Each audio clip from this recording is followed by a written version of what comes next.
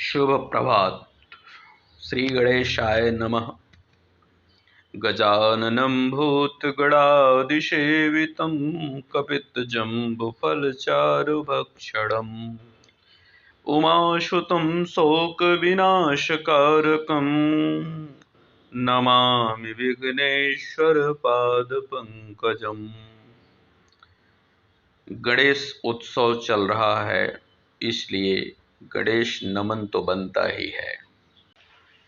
गीता स्वाध्याय अध्याय 5 श्लोक 11 से आगे। कायेन मनसा बुद्ध्या केवलैरिन्द्रियैरपि योगिनः कर्म कुर्वन्ति संगं त्यक्त्वात्मशुद्धये। योगी जन शरीर, मन, बुद्धि और इंद्रियों द्वारा आसक्ति को त्याग कर आत्मशुद्धि या चित्त शुद्धि के लिए कर्म करते हैं। युक्तः कर्म फलं त्यक्त्वा शान्तिमाप्नोति नैष्ठिकीम् अयुक्तः कामकारेण फले शक्तो निबध्यते। कर्मयोगी कर्मों के फल का त्याग करके सदा रहने वाली शांति को प्राप्त होता है और सकाम पुरुष कामना करने के कारण उस कर्म के फल में आसक्त होकर बंधता है। सर्व कर्माणि मनसा संन्यास्यास्ते सुखम वशी नवद्वारे पुरे देहि नैव कुर्वन् कारयन्।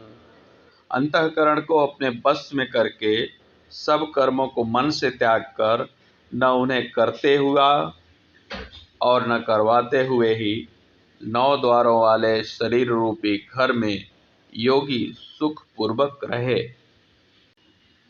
न कर्तृत्वं न कर्माणि लोकस्य सृजति प्रभु न कर्म फल संयोगम स्वभावस्तु प्रवर्तते।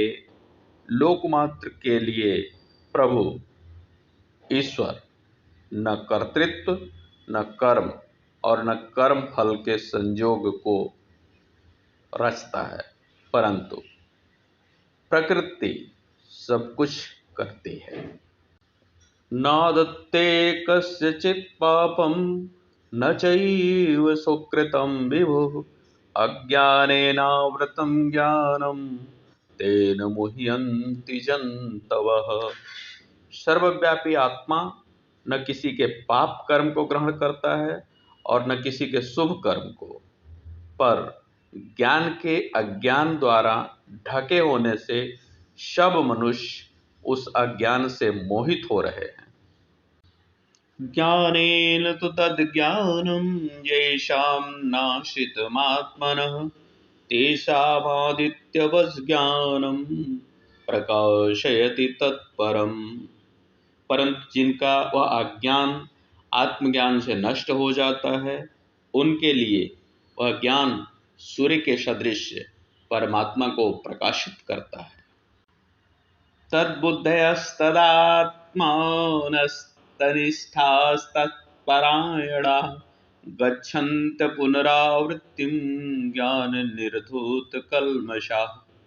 जिनका मन तत् यानी कि ब्रह्म या आत्म रूप हो रहा है, जिनकी बुद्धि तत् यानी ब्रह्म रूप हो रही है और जो निरंतर तत् यानी कि ब्रह्म में ही निष्ठा वाले हैं, ऐसे ज्ञान द्वारा निष्पाप हुए पुरुष परम गति को प्राप्त करते हैं। विद्या विनय संपन्ने ब्राह्मणे गविहस्तिनि सुनिचैव स्वपाके च पंडिता समदर्शिनः।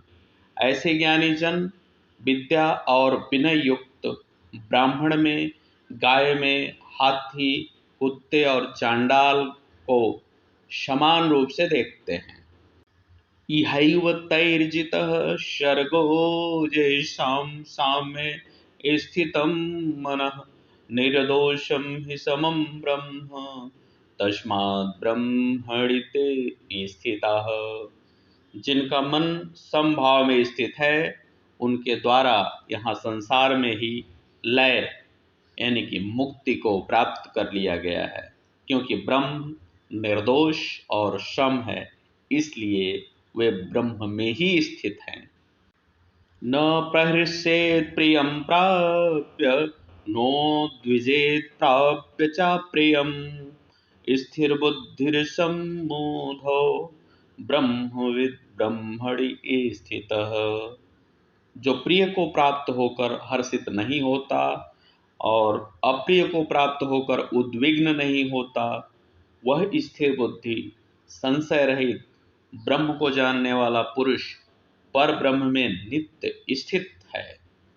जीवन अनुभव यह कहता है कि समय की विशेषता यही है, अगर अच्छा समय नहीं रहा तो बुरा भी नहीं रहता है। अस्तु, आज के लिए बस इतना ही।